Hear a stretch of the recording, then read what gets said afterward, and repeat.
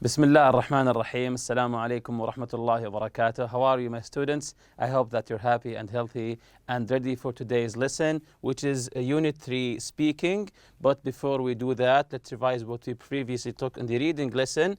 If you remember, we took the article about the Saudi vision from our leadership, of course, from Saudi Vision 2030. Let's listen to it again. Let's listen to it again now. The Kingdom of Saudi Arabia is blessed with a significant wealth of natural resources, an Islamic, family-oriented society and extraordinary opportunities for economic growth. The nation's Islamic faith, national identity, culture and heritage make it special and provide limitless potential for development. The nation is honored to welcome and serve an increasing number of pilgrims and visitors, from across the globe, every year. The expansion of the two holy mosques and the upgrading of services and facilities had helped to cater for 15 million visitors from its development until 2020. These improvements will continue to ensure that all pilgrims are well looked after when they visit. The people. Saudi Arabia's 2030 vision is largely based on the ambition, determination and talents of its people and their Islamic values. It is important, therefore, for the members of the Saudi society to be supported by social, healthcare and educational systems in order to cultivate and nurture its children in the best way possible to prepare them for a promising future. Cultural and entertainment projects will include the establishment of libraries, galleries, museums and the organization of different types of events and activities. Housing and community development projects will provide a pleasant, secure and sustainable environment for the citizens of the kingdom.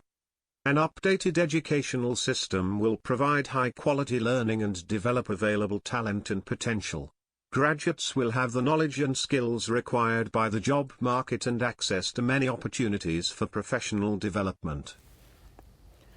As mentioned here, as we also mentioned in our previous lesson, the 2030 vision is largely based on the people of Saudi Arabia. As you can see here, the first two lines, the 2030 vision is largely based on the ambition, determination and talents of its people and their Islamic values. So the Saudi vision from our leadership is based on the people of Saudi Arabia, their beliefs, their ambitions, their religion. So this is what the people means, that the 2030 vision is based on the people. It's important, therefore, for the members of the Saudi society to be supported by what?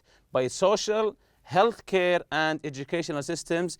Why? In order to cultivate and nurture its children in the best way possible to prepare them for a promising future. So it's like a circle that happens to this country, that we are supporting the children to prepare them for the future of this country, so later on they can handle the country. So continuing with the second part of this article, the economy. Let's listen to it. The economy. The kingdom's economy has great growth potential. A diversified and renewed business environment will offer employment opportunities to all citizens and attract new investors. Improved and updated services and facilities will attract small and large companies interested in participating actively in a dynamic economy. Telecommunications and information technology will be updated and made available in urban and rural areas. The kingdom's strategic position that connects the waterways of three continents, Europe, Africa, and Asia, will make it a leading trading and transportation port for cargo from different countries across the globe. Streamlined government services will facilitate the introduction of new business sectors and partners and support growth. Investment opportunities will be increased through privatization of state-owned assets and agencies. The Kingdom of Saudi Arabia will be a leading business hub with limitless opportunities for the development of new talent and creative enterprises. So here the economy, what's being said in this part of the article, that the Saudi Arabia has a strategic position in the middle between three continents, in the middle of three continents, in the waterway between Europe, Asia and Africa. Between Europe, Asia and Africa. That's what makes it unique and will be leading business hub with limitless opportunities. So this strategic position gives the country its limitless opportunities for the future. We also took the reading strategy, scanning for specific information. If you remember, the word scanning is not to look for the whole text, to scan it quickly, looking for some words or some specific information. Sometimes it's necessary to look for specific facts in a text without reading the whole thing. So you don't have to read the whole thing, just look for specific words or specific facts. To do this, you run your eyes quickly over the page, looking for specific words or phrases that will probably lead to the information that you need. So now I want you to open your workbook, page 100. Open now your workbook, page 100, exercise H. Exercise H. Correct the error in each sentence. So we'll be taking exercise about the lesson for 2 and enough, if you remember the lesson. The first one is already done for you here. The kitchen in that house is not enough big. Is not enough big, and that's wrong. So enough will be in the last of the sentence. So the kitchen in that house is not big enough. So the first one is already done. Number 1, he was too late to get on the airplane. He was too late to get on the airplane. So I think this is an obvious one here. So do you know what's wrong with this sentence and how do we correct it? So he was, yes, too late. So the correct answer is this one. He was too late. Too with double O. He was too late to get on the airplane. Very good. He was too late to get on the airplane. Number 2, do you have time enough to go to the store? Do you have time enough to go to the store? So what's wrong with this sentence and how do we correct it? Okay, let's check the answer here together. Do you have time enough to go to the store? So do you have enough time to go to the store? Do you have enough time? Not time enough, no. Do you have enough time to go to the store? Number 3, his friend bought him a new modern big watch.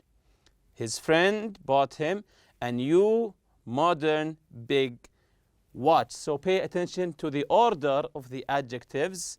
Are they correct or not? You can open the grammar page if you want to check what's the correct order for the adjectives. And then you can come back and answer the question correctly. So his friend bought him a new, this is for old or age, modern also, big, this is size, watch. So what's the correct order here? Let's see the answer. His friend bought him a big new modern watch. A big, so we start with the size here. New modern watch. Very good. Number 4, there's a Korean little boy at the front door. There's a Korean little boy. So we're describing the boy using 2 adjectives, a nationality and size here. There's a Korean little boy at the front door. So what's the correct answer here? Yes, this one is an obvious one. There's a little Korean boy at the front door.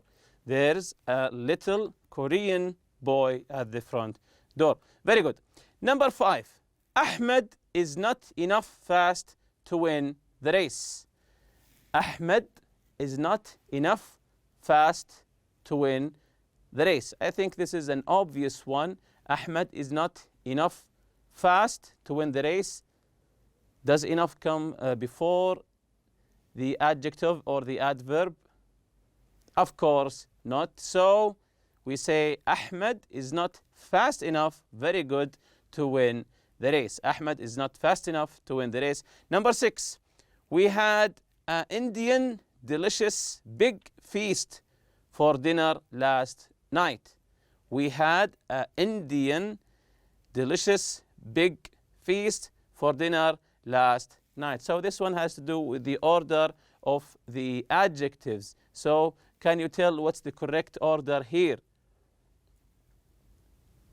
Let's see the correct answer. We had a delicious opinion, big size, Indian nationality feast for dinner last night. Very good. So we had a delicious big Indian feast for dinner last night.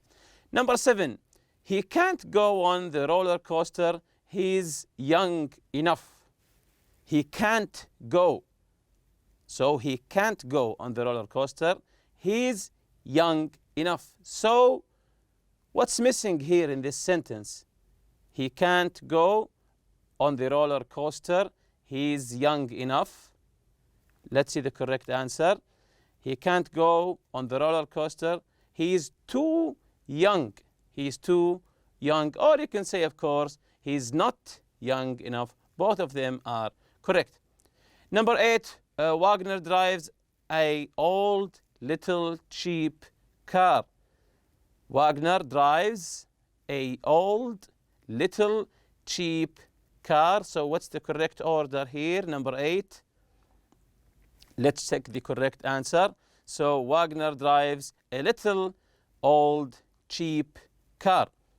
A little old cheap car. Very good. Exercise I here. Complete the conversation with the words and phrases from the box. You can see the words and phrases here.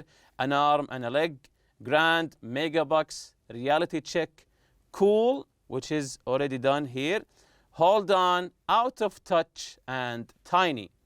So the conversation between the father and his son, or dad and his son. Did you see that Johnson's house is for sale? Did you see that the Johnson's house is for sale? The son replied, cool, I've always loved that house. Cool, I've always loved that house. The dad, I know, but number 1 here, don't get too excited. Son, okay, why? So, number 1, I know, but hold on, wait, don't get too excited. And the son replied, why? They're asking for it. They're asking for it. So they're asking what? Very good. They're asking an arm and a leg for it. So what does an arm and a leg mean? What does an arm and a leg mean? Yes, it means that it's too expensive. It means that it's too expensive. They're asking for a lot of money for it, an arm and a leg. Really? How much? So the father replied, over 500. Number 3, over 500. Very good. Over 500 grand. Over 500 grand, or of course, $500,000.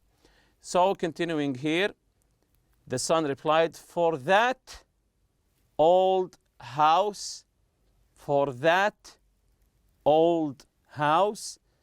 So what did he describe the house before the word old? Yes, for that tiny old house.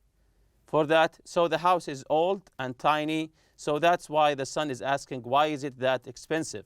For that tiny old house, that's what? Number 5. Very good. That's megabucks. So it's too much for it. We can't afford that. We can't afford that. Dad, I know they need a, very good, they need a reality check. They need a reality check. Son, that's true. They must be, yes, very good. They must be out of touch if they think that anybody will pay that much. So they must be delusional. They must be out of touch if they think that anyone or anybody will pay that much. So jumping to page 101 here in the workbook, Read the article about the White House. Then answer true or false. So we'll be listening to this article about the White House. Then we will be answering true or false question. So let's listen to it together. The White House is the official residence and main workplace of the President of the United States. It is in Washington, D.C., and was built between 1792 and 1800. The White House has 4 stories: the ground floor, state floor, second floor, and third floor, plus a 2-story basement. Today, the White House complex includes the executive residence, where the President and his family live, the West Wing, the location of the Oval Office, the East Wing, and the old Executive Office Building, which houses the executive offices of the President and Vice President. There are many famous rooms in the White House. The entrance hall is the primary and formal entrance. It is located on the state floor, and is entered from Pennsylvania Avenue. It opens to the grand staircase, which connects the state floor to the second floor of the building. There are 3 state parlors on the state floor of the White House: the green room, the blue room, and the red room. They are each decorated in shades of their respective color and have been used for small receptions and teas. So before we continue here, do you know what the White House is? When you hear the word White House, is it just a White House?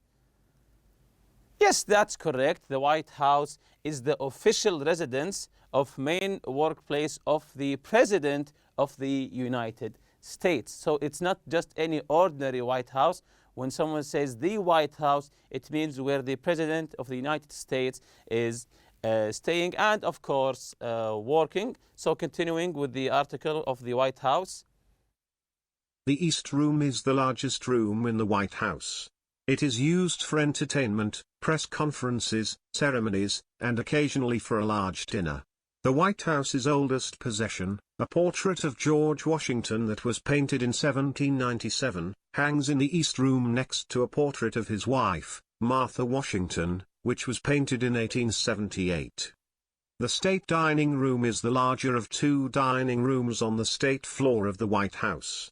It is used for receptions, luncheons, and larger formal dinners. The room seats 140 guests. The family dining room is also located on the state floor. The room is used for smaller and more private meals than those served in the state dining room. Today the President uses the family dining room less for family and more for working lunches and small dinners. Family dinners are usually served on the second floor in the President's dining room. So now that we have listened to the article about the White House, let's answer the true or false question. The first one is already done. The US President lives and works at the White House. This is true, as I mentioned earlier. Number 1, the White House was built 100 years ago. The White House was built 100 years ago. Is this true or false? Let's check the correct answer here. It's false. Number 2, the Oval Office is in the West Wing. The Oval Office is in the West Wing. Is this true or false? Okay, let's check the correct answer here. Of course, it's true. The Oval Office is in the West Wing. Number 3, you can only enter the White House through the entrance hall. You can only enter the White House just through the entrance hall. Is this correct or not? Let's check the answer here. Of course, it's false. There's more than one entrance to the White House. 4 here, the green room is decorated in green. The green room is decorated in green. Is this correct? Let's check the answer here. It's true, hence the name. The green room is decorated in green. Number 5, the portrait of Martha Washington was probably painted after she died. The portrait of Martha Washington was probably painted after she died. Is this true or not? Let's check the answer here. It's true. Number 6, the President's family usually eats dinner in the family dining room. the president's family usually eats dinner in the family dining room. Is this correct or false? So it's false. So jumping to today's lesson, the speaking here talk about a family using the future forms. Work in pairs. Think about your family or an imaginary family in your city or town in 2030. So try to imagine your family situation, your father, your mother, your grandfather, yourself, your brother, your sister. In 2030, what will be happening in that year? Make notes in the chart about members of the family, their age, jobs, plans, the area and the house they live in, technology and telecommunications, travel and entertainment activities, culture and education. Use your notes to compare ideas in groups or in class. So once you finish completing the chart, compare your ideas with your friends. So this is the chart here: family members, area and housing, technology and telecommunications, travel and entertainment, culture, education, and also others if you want to add more. For example, first family members, children, area and housing. Where will they be living? Of course, in a house in Riyadh, maybe. Technology and telecommunication. In 2030, how will they communicate with each other? So I put maybe hologram phones using hologram images, maybe. Travel and entertainment. How will they traveling from maybe a city to city, or inside the city, maybe through a hyperloop? Maybe they'll be traveling using the hyperloop, if you know it. The fastest way to travel. Education. Maybe they'll be taking online learning. So learning will be online. Also, maybe the parents also be living in a house. And technology and communications. Maybe there's a self-driving car at that time.